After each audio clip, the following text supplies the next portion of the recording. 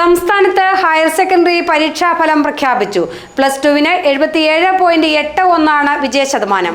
Vocational higher സെക്കൻഡറിയിൽ 70.6% പേർ വിജയിച്ചു. കോതമംഗലത്തെ സ്കൂളുകൾ മികച്ച വിജയം കൈവരിച്ചിട്ടുണ്ട്. കോട്ടപ്പടി മാറേലിയ സ്കൂളിലെ ദീപിക മത്തായി മുഴുവൻ മാർക്കും നേടി കോതമംഗലത്തിന് അഭിമാനമായി. ഹയർ സെക്കൻഡറി ഫലം വിദ്യാഭ്യാസ മന്ത്രി വി ശിവൻകുട്ടിയാണ് പ്രഖ്യാപിച്ചത്. സംസ്ഥാനത്ത് 41 കുട്ടികളാണ് മുഴുവൻ മാർക്കും നേടിയത്. അതിലൊരാൾ കോട്ടപ്പടി മാറേലിയസ് ഹയർ സെക്കൻഡറി സ്കൂളിലെ ദീപിക മത്തായിയാണ്.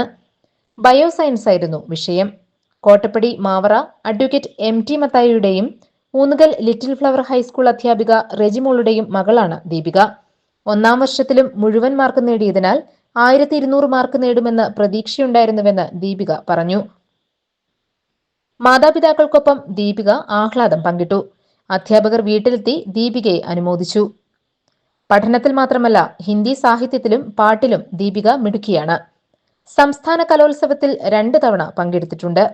10ാം ക്ലാസ്സിൽ ഹിന്ദി ഉപന്യാസ രചനയിലും +1-ൽ ഹിന്ദി കഥാരചനയിലും A ഗ്രേഡ് നേടുകയും ചെയ്തു.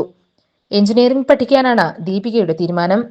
കേരള എൻട്രൻസും അഖിലേന്ത്യാ എൻട്രൻസും എഴുതിയിട്ടുണ്ട്. ഉയർന്ന റാങ്ക് നേടുമെന്നാണ് പ്രതീക്ഷ.